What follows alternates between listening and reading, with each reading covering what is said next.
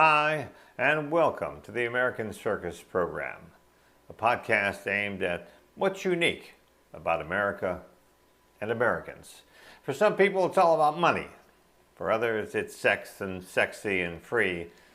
And for others, it's the wide open spaces, or the micro world of electronics, science, or just good gossip. Whatever your interests, we're here to explore how we look at each other's cultures, maybe a peek into a taboo, a lie, a commonality that makes no sense, and yet makes us to whom and who we are. That's the Three-Ring American Circus, and I'm Arnie Pickholz. Today we're in the science and religion world of Barry Silver, a rebel lawyer, a civil rights and environment lawyer, and he's also a rabbi, leading a cosmic congregation. Let's find out what this is all about. We'll start with the hero idea. A hero or heroine is a real person or a main fictional character who, in the face of danger, combats adversity through feats of ingenuity, courage, or strength. Joseph Campbell offered examples of stories of Krishna, Buddha, Apollonius of Tyana, and Jesus.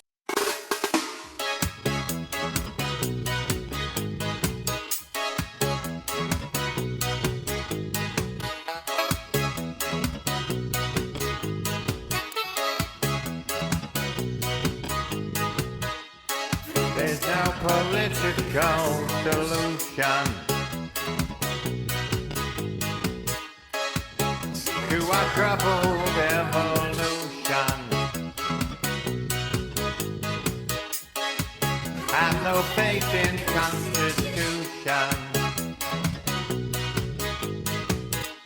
There is no bloody revolution.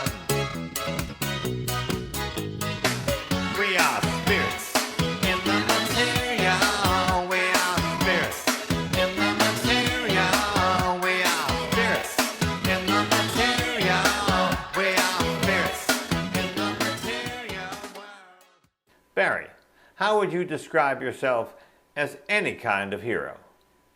I wouldn't use the terminology to describe myself in that way, but there's many people that I'm influenced by who I would describe as heroic. And it's a pleasure to be here on your first installment of the American Circus, talking about different personalities. I'm reminded of the quote by Albert Einstein, one of my true heroes, one of my greatest heroes, who said, "Standardization works very well for automobiles, but not so well for people." And I think that's the point of your show here and of this wonderful podcast, to indicate that each one of us is unique, or should be, and too many people like to live in the shadow of others or conform. And how wonderful it is that you are exploring what it means to be a unique individual. I believe that is to encourage other people to see what is special about themselves and to bring out the best in themselves instead of trying to be the second best version of someone else. Heroes should not make us want to be exactly like them. They should inspire us to have the courage to be the type of person that we can be. My father is one of my all-time heroes, and he said this: the greatest miracle is that we do not have to be the person today that we were yesterday, but can improve if we use all the potential implanted within us by God. A rebel, on the other hand, as it's posited in the Urban Dictionary, is a person who stands up for their own personal opinions, despite what anyone else says. A true rebel stands up for what they believe is right, not against what's right. It's not about smoking crack, drinking until you're rendered unconscious, or beating the crap out of anyone who crosses your path. It's about being an individual and refusing to follow a crowd that forces you to think the same way they do, even if that means becoming an outcast to society. True rebels know who they are and do not compromise their individuality or personal opinion for anyone. They're straightforward and honest, and they make sure as hell you tell it like it is. Barry, we dubbed you a rebel in the introduction to the show. Can you fess up to this claim?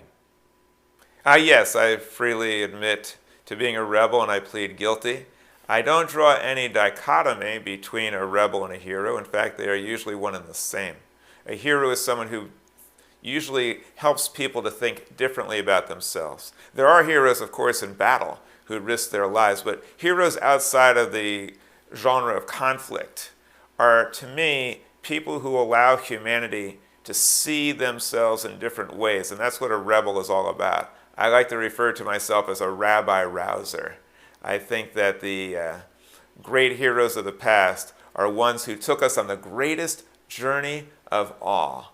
The greatest journey of all is not to see new lands, but to see the same lands through a new lens, to see with new eyes. And so people like Albert Einstein or Heschel or Moses, these are people who take the world as it is, but see it differently. For instance, the first Jew, according to tradition, was Abraham. At a time when people thought that we were destined to fight with each other and we were different from each other and we all had different color skins and different languages, he perceived a unity behind everything and therefore changed the way of thinking forever. We humans are still trying to accomplish that vision of seeing everything as one rather than divided. And religion should be accomplishing that. Too often, though, religion builds up walls of separation. And we need rebels in the religious field who are going to break down those walls so that we can build bridges of understanding among people. Here's a list of the top 10 greatest rebels in history. Sitting Bull, Margaret Sanger, Nelson Mandela, William Wallace, Harriet Tubman, Alice Paul, Martin Luther King Jr., and Galileo. How do you stack up with these people? I'm not in the class of these people, but I would comment on some of those people. Galileo was a true hero because, as I indicated before, he affected and changed the way that humans see ourselves forever. In our infancy, like most babies do, they thought they were the center of the universe, and they thought the whole world revolved around them. Galileo showed us how wrong that is, that the universe does not revolve around us as most babies think, but rather we are just a tiny speck of dust, a little mote in a nondescript solar system and a nondescript galaxy among hundreds of billions of them. And so Galileo was a true hero, and at risk of his life, he demonstrated these facts to the world. He was shown all of the horrors of the Inquisition and all of the torture devices, and told to be quiet. And still, he spoke up. What did he do? Well, he wrote a fictional account, and he had somebody who was portraying the worldview of the church called Simplicio. And then he hoped that maybe the Pope wouldn't notice that he was describing the church in simple terms. And he described the universe as he saw it, even upon pain of death. What a true hero he was, as opposed to Copernicus, who had the same type of vision, but waited until he was on his deathbed, and then he decided to tell his disciples, okay, now you can publish this, when he was dead. Darwin did the same thing. Darwin also gave us a whole new view of the world. He knew what was going to happen when this view was unleashed upon humanity. He knew that this would cause all types of cataclysms and all types of reactions by the establishment and status quo. He waited not because he was afraid, but because he thought that maybe another person, Wallace, who came up with the same theory, he should unleash it together. But then he had the courage to share his new vision of humanity. We are spirits in the material. We are spirits in the material. We are spirits in the material. We are spirits in the material world. Our so-called leaders speak with words they try to jail ya. They subjugate the meek. It's the rhetoric of failure. Let's get to the point or points you are making. Your theology has been dubbed by you cosmic. You have spoken about Albert Einstein and Carl Sagan. Let's take a look at them. Einstein's fame is indeed puzzling. When he gave lectures about general relativity at Oxford University in 1931, the academic audience packed the hall only to ebb away, baffled by his mathematics and his German, leaving only a small core of experts. Yet, when Einstein and his wife appeared as the personal guests of Charlie Chaplin at the 1931 premiere of Chaplin's film City Lights in Los Angeles, they had to battle their way through frantically pressing and cheering crowds. The entire movie theater rose in their honor. A somewhat baffled Einstein asked his host what it all meant. They cheer me because they understand me, and they cheer you because no one understands you. Part of the reason for Einstein's fame is surely his earliest and best-known achievement, the 1905 special theory of relativity. Arthur C. Clarke believed that it was Einstein's unique combination of genius, humanist, pacifist, and eccentric that made him accessible and even lovable to tens of millions of people. And how did he sum up relativity? Relativity is an hour sitting with a pretty girl on a park bench as it passes like a minute. But a minute sitting on a hot stove seems like an hour. How do these concepts that Einstein presented form the basis of your religious understanding? Well, Einstein had the ability not to see things the way everybody else did, but to challenge the status quo. He once described it as he asked the same questions that children always ask, but tried to answer them with an adult mind. So he kept a childlike sense of wonder and awe about him throughout his life. And what a great quality that is, if only we all had that. A sense of curiosity, of desire to know, and not just to accept things the way they are. What is it about Einstein that I resonate with is that he took diverse elements, forces within the universe, and tried to bring them all together. So his theory of relativity is a way of correlating gravity and energy and matter and mass and the speed of light. And light is in the Torah the first thing mentioned. Vayihi or, let there be light. Einstein recognized there was something special about the speed of light. And even though he correlated all of it, he still wanted to unify everything. He wanted to come up with a unified field theory which united the cosmic, the very large, and also the quantum, the very small. And he died still trying to find that way of uniting everything. Why did he think that there would be a theory behind it? What gave him the faith to believe that all of this could be united without having absolute evidence? Because it was based on facts and evidence. He saw that everything that seemed to be divergent was actually correlated and unified. And I believe his Jewish neshama, his soul, stemming from the Shema, the watchword of the Jewish faith, which says that all is one, I think it gave him the faith to persist and to believe. And what he did was, he didn't just say, I believe on faith and that's it. He used the evidence to back it up. And scientists today are still trying to discern the unified field theory. When he came up with this theory of relativity, he wanted to show that light would be bent by a star. And the best way would be to use a solar eclipse. And so Eddington tried to prove it as true, but he got deterred because of World War I. He was unable to go where he needed to be. And then finally they did it. And Einstein had some kind of quote saying something like, I knew this would confirm it, because if it didn't, I would have felt sorry for God that his universe didn't conform the way it would. And so that's the typical thing about Einstein. He had absolute confidence in science and reason. And also, he had a wonderful sense of humor. He didn't take himself too seriously. And he had a quote that I think is especially needed today.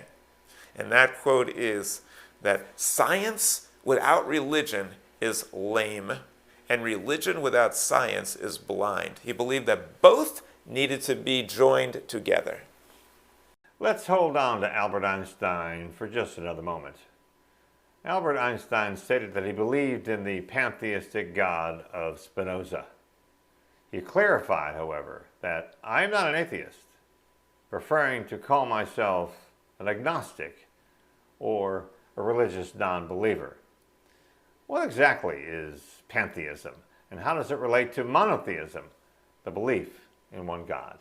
Pantheism is a belief that there is God in everything, that wherever you look, you see God.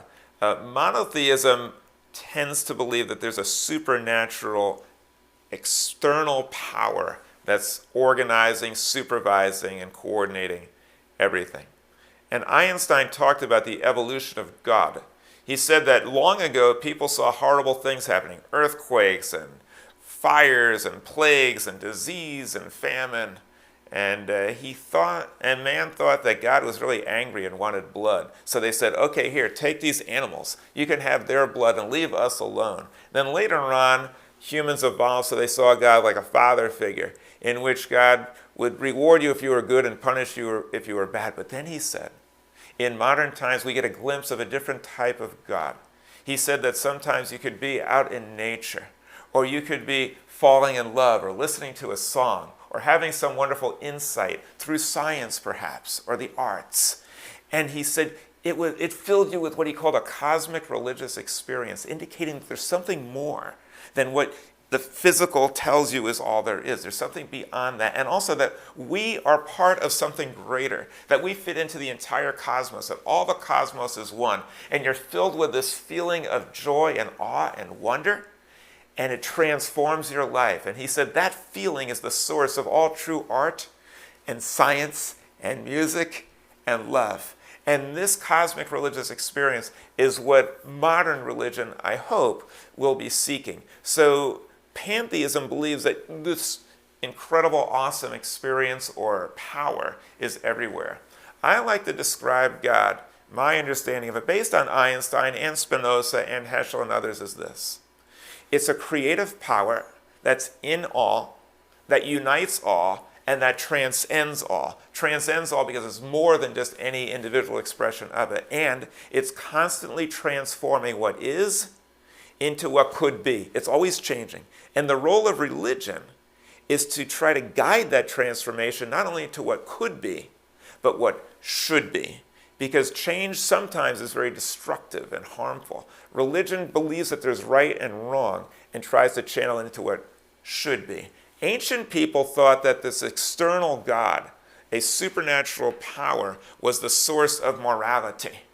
And I believe it's more within us. It's a sense of right and wrong that has evolved within the human being based on evolutionary forces and our own desire to transcend ourselves and seek justice in the world. On April 24th, 1929, Einstein called Rabbi Herbert S. Goldstein in German. "I believe in Spinoza's God," he said, "who reveals himself in the harmony of all that exists, not in a God who concerns himself with the fate and the doings of mankind." Spinoza wrote, "This firm belief, a belief bound up with a deep feeling and a superior mind that reveals itself in the world of experience, that represents my conception of God." In common parlance, this may be described as pantheistic. How do you, or Judaism, relate to what looks like a real takedown? The Jewish God as described in the Torah is pure myth. It was a personification of ideals and values that Jews cherished. It was trying to understand how everything got here before they knew about Copernicus, Galileo, or Darwin. And if you believe these myths as literally true, you will be myth-guided, myth-led. You will myth-understand everything. You will myth the boat when it comes to truth. You will be mythogenistic, and you will believe a whole bunch of other miscellaneous nonsense. It's about time that we dispelled the notion that this God is true. Fortunately, he's not, because he's ordering genocide against non-believers, which is the most dangerous virus of all. And it has variants in the form of Christianity and Islam, in which their God is actually commanding them to kill non-believers, just as the God of the Torah did. This God is archaic and has to go. The God that Einstein envisioned and Spinoza, a God that unites all people, a power that's within us all, that is the type of divine being or divine essence that we should try to emulate. There is no God but nature, and Einstein and Spinoza and Heschel are their modern-day prophets. Our ancestors had glimpses of this. They did perceive there was something beyond us.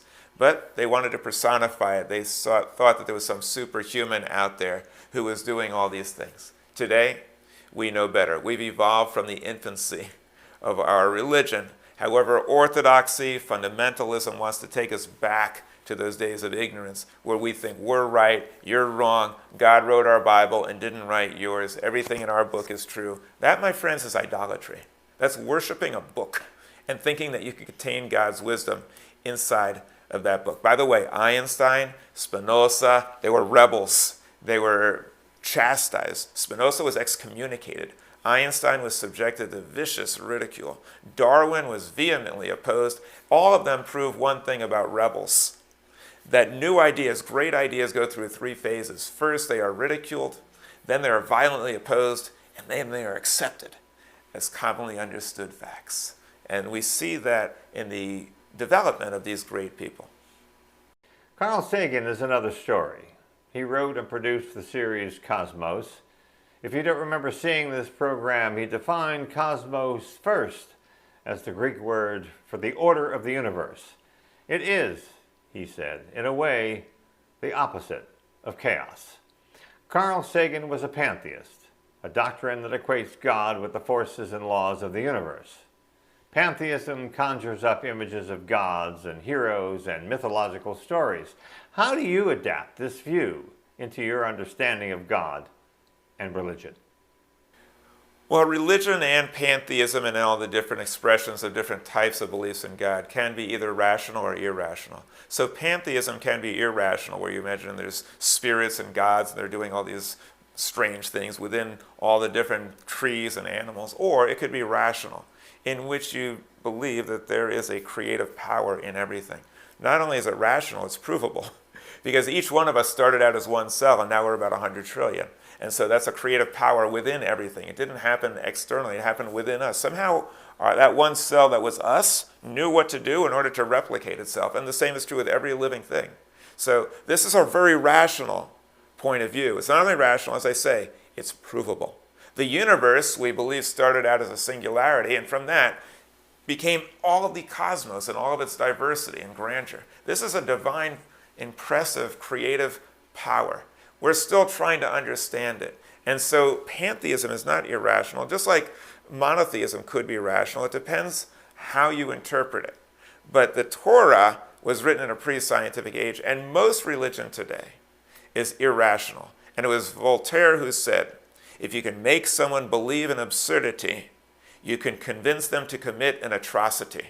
And so we see that people who take the Bible literally have committed some of the most grotesque, vicious acts, and they think they're doing good, like the people who attacked on 9/11, the people who orchestrated pogroms or shot up synagogues against the Jews, people who do despicable things in the name of religion. Why? Because they believe in an irrational God who's commanding them to kill. And so the first order of business for religion is to atone for the past, reject the literal view of the Torah, and accept the views of Einstein and Spinoza that we must join together the two greatest revelations of human history, that of science and that of religion, so that science can guide religion to the rational. Because if our path is not logical, then we will become pathological. Now here is a rational thought. The idea that God is an oversized white male with a flowing beard who sits in the sky and tallies the fall of every sparrow is ridiculous. But if by God one means the set of physical laws that govern the universe, then clearly there is such a God. This God is emotionally unsatisfying, though. It does not make much sense to pray to the law of gravity. Well, Barry, what can we pray to?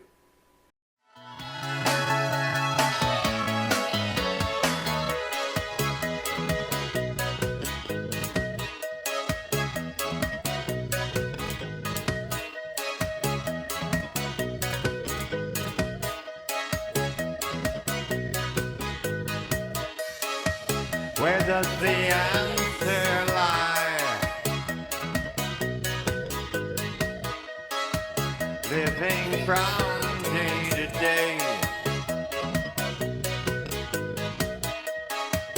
If it's something we can buy,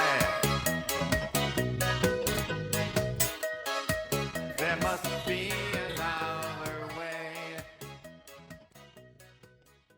That is a very, very good question. You see, within all of us is the potential that has been implanted by 4 billion years of evolution. Within us is incredible power. Where can we draw our inspiration? From knowing that the odds against our being here are astronomically small. That our presence here on earth is a miracle. The presence of life on earth is a miracle. So many things had to go right. We live in a Goldilocks zone of climate. Oxygen poured forth from plants to allow us to live. The ozone and the ionosphere protect us. There are countless miracles all the time. Where do we get our inspiration? By understanding that life on earth is a miracle. As Einstein said, you can look at all of reality as if everything's a miracle or nothing's a miracle. Judaism says it's all a miracle. They didn't quite understand how it got here, but they knew that the fact that it was here was miraculous, and that we have the potential with the powers that we have been given, especially the rational mind, and the powers of love and inspiration to make this world an incredible place that the prophets dreamed of, and to make of our lives, to transform them in ways that we can't even imagine. So where do we get our inspiration from? From reality. The reality is that a human being is an incredible thing, and we have amazing potential, and that we have been given great gifts, that science has allowed us to live decades and allowed us to be able to use free time and leisure instead of having to scrap and scrape for our existence, to be able to create a world that was dreamed of by the prophets. This is indeed inspirational, and it's true. Spirituality. It's a profound source of spirituality when we recognize our place in an immense universe of light years and in the passage of the ages. When we grasp the intricacy and beauty and subtlety of life, then that soaring feeling, that sense of elation and humility combined, now that is surely spiritual. How do you relate these feelings to the rest of the world, and specifically to your congregation? Well, that's why I consider Carl Sagan to be a modern-day prophet. The guy's a genius. And he had a quote also that goes something like, the traditional religions thought that God was a little God, and he created things in 6 days. They didn't realize how incredible the process of evolution is and how miraculous this universe is. They thought that the earth was the center of everything. They didn't realize there were billions of galaxies. And he said, imagine what reserves of power and awe and reverence religion could develop if it incorporated the views of science. And so I resonate with what Carl Sagan is saying. The more we know about science, the more we are in awe. In fact, science has been described as informed worship. How does that relate to my congregation? I do my best to share this vision that Carl Sagan and Heschel and Einstein and Spinoza have shared, and the prophets also of old. The prophets of old who said that there's a still small voice within us that is calling upon us to do acts of greatness. How it relates to my congregation? I have shared this concept with my congregation, and predictably, I have received a huge backlash from some people who wanted to keep God small and wanted to keep religion irrational, and they reacted very strongly against it. I was fired, but the congregation came back and demanded my reinstatement. People tried to change our mission statement, which says now that we integrate Judaism and science, to get rid of it. And they've tried to retreat and go back. This is always, always the way. New ideas are always challenged in this way. But I am gratified and thrilled to see so many people in my congregation, not just in my congregation, but wherever I go, who hear about this new type of approach to religion, who are enthused and love it. And I had one person who said to me, you know, when I was younger, God was some word we mumbled in Hebrew along with a lot of other Hebrew that we didn't understand, and now you've made it real, and you've made it something that I can believe in. You've actually given me a rational faith from which I can draw inspiration, and I don't have to sacrifice my rational mind to do it. Carl Sagan wrote, There seem to be many people who simply wish to be told an answer, any answer, and thereby avoid the burden of keeping two mutually exclusive possibilities in their heads at the same time.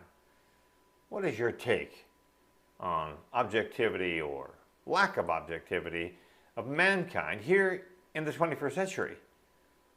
I would have thought we'd be further along. Well, we're not further along because we're still human and we still have primitive desires and needs and hope. Carl Sagan said that it's so much easier to believe things because we want to believe it. But we have to resist the urge to rationalize and instead to use reason and to be rational. And he wrote books about trying to dispel these common notions. Some people think that because they wish it to be true, it is true. We have to have our minds totally open to every possibility according to science, but also be very skeptical at the same time. And so Carl Sagan also believed that we need to unite religion and science to save the planet. He was very, very concerned about the threat. He talked about climate change before other people even knew what he was talking about.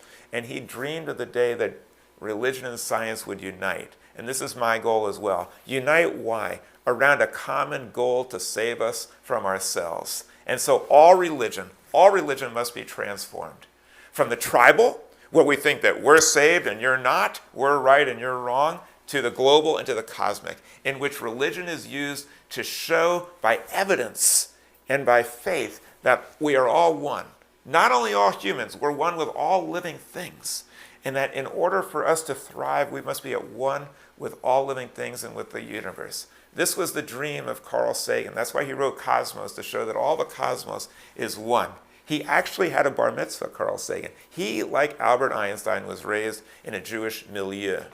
And I believe that those Jewish values and ideals influenced everything they did. And I too believe that all of us should work towards the day of trying to use religion to bring about greater unity. Some people think that because religion has done bad things, we should get rid of it. They think the answer to bad religion is no religion. No, no, no. The answer to bad religion is good religion. Just like there are bad governments doing horrible things. We don't say there should be no government. That would be chaos or anarchy. The answer to bad government is good government. And by the way, religion should not be influencing government, because we've seen from history, when you take government and religion and put them together, it is dangerous, a toxic mix, especially when you insert it into the education of our children. Every rebel, like every story, has an ending, a resolution. If you were to look forward, what might be your resolution? My resolution is to do what my father suggested. My father was a rabbi, and he said religion must always evolve and grow. And the nature of reform was supposed to be an evolution, but it kind of got frozen, and now it's become Orthodox light.